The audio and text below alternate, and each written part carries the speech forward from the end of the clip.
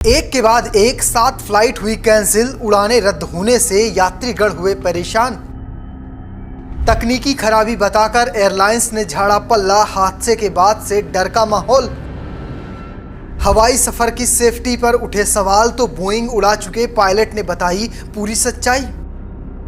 San Francisco से मुंबई की flight रद्द हो गई। हांगकांग से दिल्ली की ड्रीमलाइनर रोक दी गई। अहमदाबाद से लंदन जाने वाली फ्लाइट कैंसिल हो गई। अहमदाबाद की मनहूस घटना के बाद से हवाई सफर करने वाले यात्रियों के मन में कहीं न कहीं डर ने घर बना लिया है।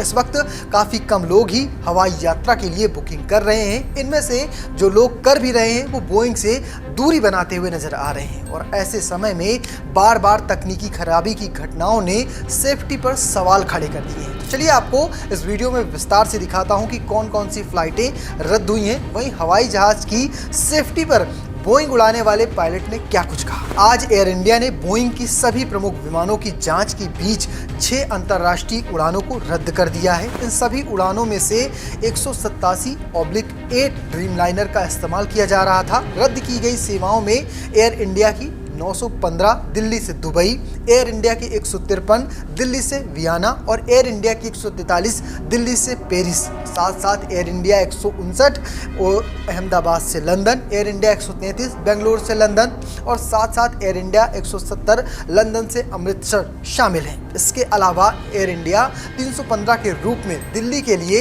संचालित ड्रीमलाइनर की में भी तकनीकी समस्याओं आने के बाद पायलट को हांगकांग वापस लौटना पड़ा। इसके अलावा आज ही एयर इंडिया ने सैन फ्रांसिस्को से मुंबई आने वाले विमान में कोलकाता में निर्धारित ठहराव के दौरान तकनीकी खराबी का हवाला दिया और इसके कारण एयरलाइन को जो यात्री बैठे थे उन्हें उतरना पड़ा। इस घटना के बाद कोलकाता में मौजूद यात्रियों ने क्या कुछ कहा, चलिए आपको सुनवाते हैं। 1 बजे की फ्लाइट थी, 1 बज के लंदन गेटविक जा रहा था मैं। अभी अंदर जाके पता चला कि भाई चलो फ्लाइट कैंसिल हो गई है। मैंने कहा चलो ठीक है, देखते हैं क्या रीज़न है। मैंने जाके पूछा कि भाई क्या रीज़न है, क्यों फ़्लाइट कैंसिल की। वो बोले कि sir we don't know what's going on, right. मैंने कहा भाई ये क्या बात हुई कि व्हाट्स गोइंग ऑन, मतलब you are crew member, right. तुम्हारे पास कुछ ऐसा रीज़न होना चाहिए कि इसकी वजह से फ़्लाइट कैंसिल हुई है। अगर फ़्लाइट मेंटेनेंस में भी गई है तो भी बताओ, सही है। और ये टाइम है कोई मेंटेनेंस करवाने का। तो उनके पास कुछ जवाब नहीं है, कोई आंसर नहीं है उनके पास, राइट। वो अभी रिफ़ंड का पूछा, बोल रहे हैं रिफ़ंड अभी हम कुछ बता नहीं सकते। रिफ़ंड कैसे, मैंने कहा कैसे मिलेगा। बोले कि आप ऑनलाइन जाओ। ऑनलाइन कहाँ जाओ। तो ये सब अभी तो अभी उन्होंने आप लोगों को कुछ नहीं बताया।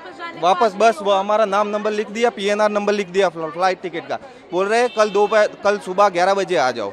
मैंने कहा ठीक है, अभी मैं पाटन से आ रहा हूँ, ठीक है। तो अभी मेरा आने जाने का एक्सपेंसेस वो कैसे होगा। वो बोला वो हम नहीं जानते, वो आप देख लो अपने हिसाब से। अगर आपको होटल जाना है तो ये आप देख रहे हैं, उन्होंने बस की है स्लीपर कोच, वो अभी होटल ले जा रहे हैं। अभी मैं मेरी फैमिली के साथ आया, होटल में जाके क्या करूँ। मैं और मेरी वाइफ 2 लोग जा रहे थे। एयर इंडिया में ट्रैवल मत करो। फिलहाल लगातार सवाल उठ रहे हैं इस पूरे मामले पर। सीनियर पायलट और बोइंग उड़ा चुके कैप्टन राकेश राय का क्या कहना है, चलिए आपको दिखाते हैं। देखिए, मैंने जिंदगी में सिर्फ बोइंग जहाज ही उड़ाया।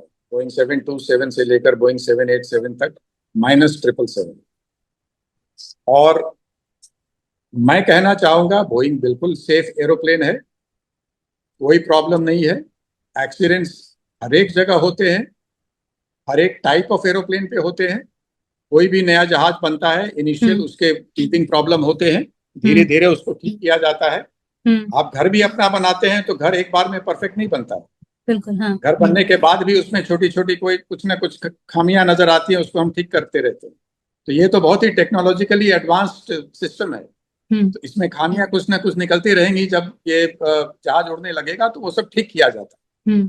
लेकिन ड्रीमलाइनर जो है टेक्निकल स्तर पे इसको अगर आप देखें तो दुनिया का सबसे ज्यादा टेक्निकली एडवांस्ड एरोप्लेन है।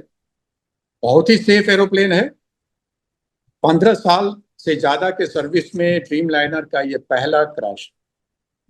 और एयर इंडिया का जहां तक सवाल है, इंटरनेशनल ऑपरेशन का सवाल है, ये एक्सीडेंट एयर इंडिया में 40 साल के बाद हुआ कोई एक्सीडेंट। पिछला एक्सीडेंट एयर इंडिया का बड़ा एक्सीडेंट 40 साल पहले हुआ था।